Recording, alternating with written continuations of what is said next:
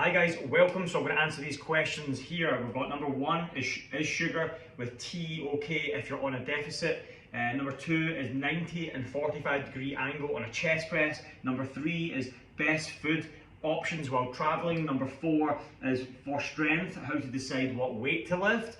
And then number five is best way to warm up on cardio or strength sessions. Number one, sugar with tea on a deficit. Yes, the answer is yes, you can have sugar with tea if you're on a deficit. I am not a massive fan because I do of these things, because I do feel like certain foods are, let's say, in quotations, modish.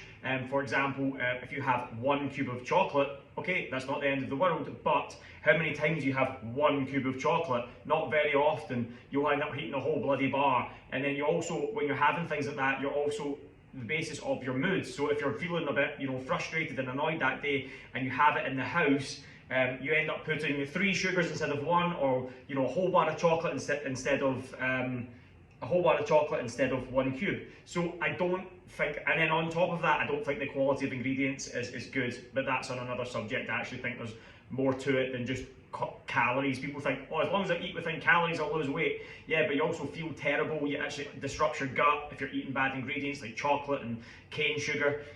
But again, that's a different subject. But to answer your question, yes, you can, but I wouldn't recommend it. If you are going to do it, have it once a week. Probably just use a weekend day or Saturday and Sunday to have something like that. I wouldn't be having that throughout the week, as I said before.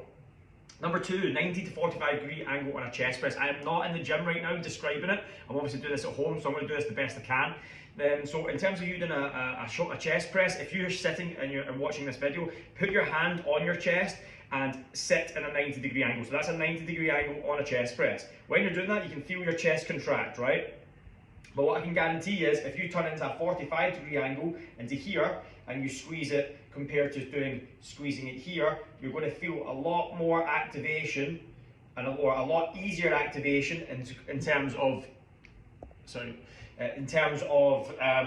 activation on the chest, on the pec, where you're actually trying to use, compared to using 90 degrees. So best way to do this is squeeze the pec at a 45 degree angle and then slowly bring it up to a 90 degree angle, and you'll feel the pressure coming off the pec itself.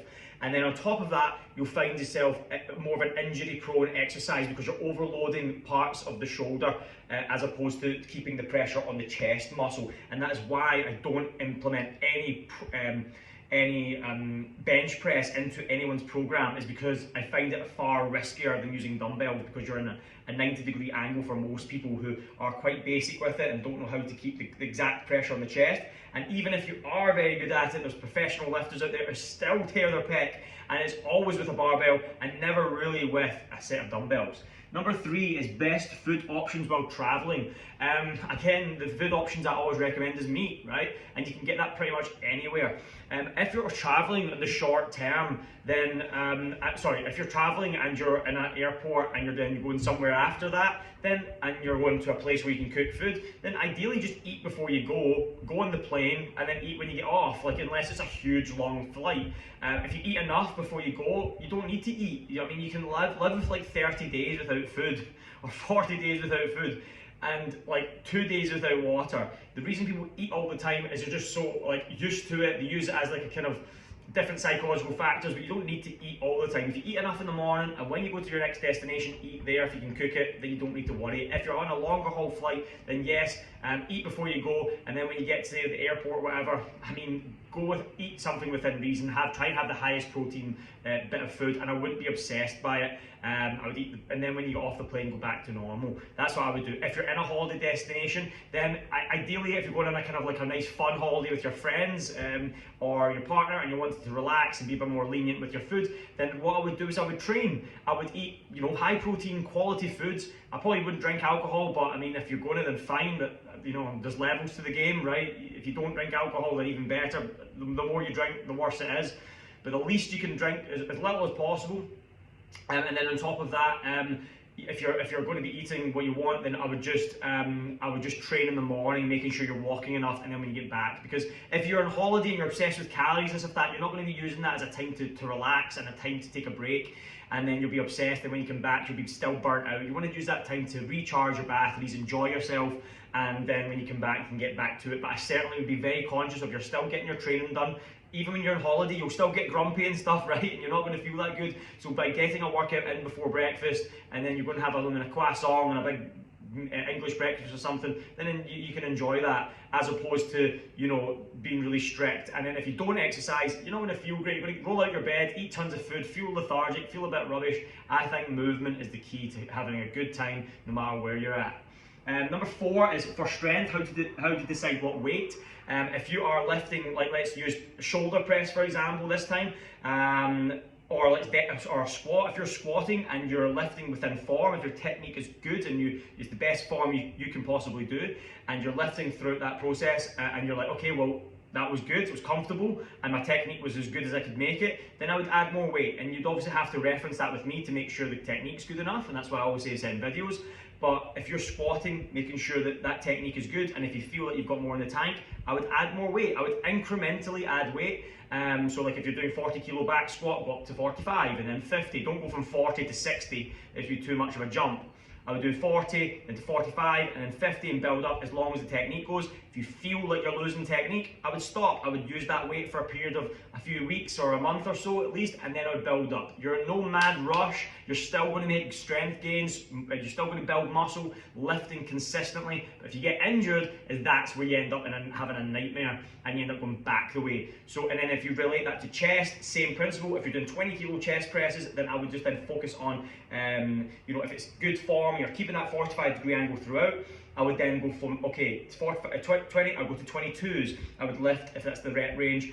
If that 1 week it's 12 reps and you're doing 20 kilos, and then the next week it's 10 reps, and then you go, okay, cool, I'll go to 22s, and you build up the reps as the weight as the reps go down. And I would do it incrementally. I'll do that with every single weight until you lose form. If you're on chest press and you're pushing and one arm's coming up and you're kind of like one arm's further back than the other and it's catching up with the other, it's too heavy. It's definitely too heavy, so don't be doing that. Your body will catch up over a period of time. If you're sleeping properly, eating properly, your body will gain muscle, gain strength. So the main thing is not getting injured and building up incrementally over time. If it's and the same goes if it's too light, then obviously you know it's too light. Then you obviously, as you lift, the form is good and you weren't really exerting yourself very much. Then that would probably be based as too light. Last one would be best way to warm up before strength. I would use strength session. I would still do a cardio. I still quite like getting the body temperature up a little bit. A light cardio, maybe 4 or 5 minutes, nice and light. A run, a row of some sort, nothing too exerting. Maybe 50% of your maximum, 40% of your maximum, just keeping your moving, get your body temperature up. And then if you're going into the squat, I would then just squat by doing the mobility work first.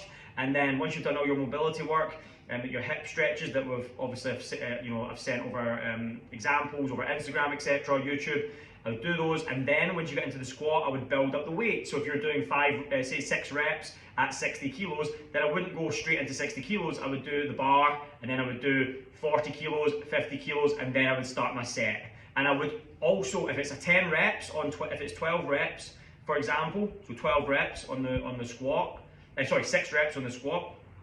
Then I wouldn't do 6 reps on the warm-up. I would do maybe 3 on 40 kilos, 3 on 50 kilos, and then I would put the 60 kilos on, and then I would go to the 6 reps. If you know that if you know 60 kilos is what your 6 rep max is, then I would use that as build up. Because if you keep building up like 40 kilo, 50 kilo, and you're doing 6 reps, you're going to fatigue yourself on the build up as well.